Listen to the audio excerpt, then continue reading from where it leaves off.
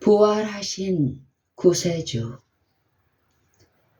나는 부활이요 생명이니 내가 다시 목숨을 얻기 위하여 목숨을 버림이라 라고 말씀하신 주님께서는 당신 안에 있던 생명을 찾으시기 위하여 무덤에서 나오셨다. 요한복음 11장 25절, 요한복음 10장 17절 참조. 인성은 죽었으나 신성은 죽지 않았다. 그리스도께서는 당신의 신성으로서 사망의 사슬을 끊을 수 있는 능력을 소유하셨다. 주님께서는 당신 안에 자기의 원하는 사람을 살리실 수 있는 생명을 갖고 계시다고 선언하셨다. 하나님의 섭리와 능력으로 모든 피조물들이 생존한다. 피조물들은 하나님의 아들의 생명을 받는 자들이다. 아무리 능하고 재능이 많으며 아무리 능력이 큰 자일지라도 모든 생명의 근원이 되시는 주님으로부터 생명력을 재공급받아야 한다. 그리스도께서는 생명의 샘이시요 원천이시다. 오직 불멸의 생명을 가지시고 빛과 생명 가운데 거하시는 분만이 나는 나의 생명을 버릴 권세도 있고 다시 얻을 권세도 있다고 말씀하실 수 있다. 요한복음 10장 18절. 나는 부활이요 생명이니 라고 하신 그리스도의 말씀은 로마의 파수병들의 귀에 똑똑하게 들렸다. 사단의 모든 군사들도 그 말씀을 들었다. 우리도 그 말씀을 듣게 될 때에 그 뜻을 깨닫게 될 것이다. 그리스도께서는 많은 영혼들을 속량하시기 위하여 당신의 생명을 주시려고 오셨다. 선하신 목자로서 양들을 위하여 당신의 생명을 내놓으셨다. 벌을 가하심으로 당신의 율법을 보존하시는 것이 하나님의 의였다. 오직 이 방법만이 율법을 보존할 수 있으며 거룩하고 공의롭고 선한 율법이라고 선포할 수 있는 유일한 방법이었다. 따라서 이 길만이 죄를 그 흉악한 진상 그대로 나타낼 수 있으며 거룩하신 권위의 명예와 존엄성을 보존할 수 있는 유일한 길이었다. 하나님의 정부의 율법은 하나님의 독생자의 죽음으로써 높임을 받아야만 하였다. 그리스도께서는 세상 죄의 짐을 지시게 되셨다. 우리의 충만한 능력은 오직 하나님의 아들의 성육신과 사망 가운데서 발견할 수 있다. 주님께서는 신성을 버티게 하는 힘으로 고난을 견딜 수 있으셨다. 또한 주님께서는 불충성의 오점이나 죄가 전혀 없으셨으므로 죄에서 승리할 수 있으셨다. 그리스도께서는 징벌의 공의를 지심으로 인류를 위하여 승리하셨다. 주님께서는 율법을 존귀하게 하시며 존대하심으로 인류에게 생명을 안겨주셨다. 그리스도께서는 인간에게 불멸의 영생을 줄 수 있는 권리를 부여받으셨다. 인성을 위해서 당신께서 친히 내놓으셨던 생명을 다시 취하셨으며 그 생명을 인간에게 주셨다.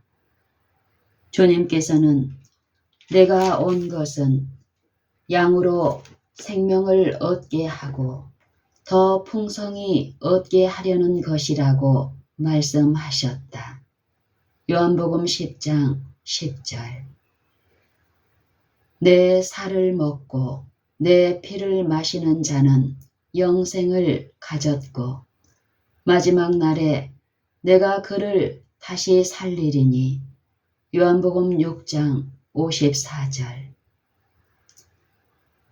내가 주는 물을 먹는 자는 영원히 목마르지 아니하리니 나의 주는 물은 그 속에서 영생하도록 솟아나는 샘물이 되리라 고 주님께서는 말씀하셨다. 요한복음 4장 14절, 요한복음 6장 54절. 주님을 믿음으로 그리스도와 하나가 된 모든 사람들은 영생에 이르는 생애의 체험을 얻게 될 것이다. 살아계신 아버지께서 나를 보내심에 내가 아버지로 인하여 사는 것 같이 나를 먹는 그 사람도 나로 인하여 살리라. 요한복음 6장 57절.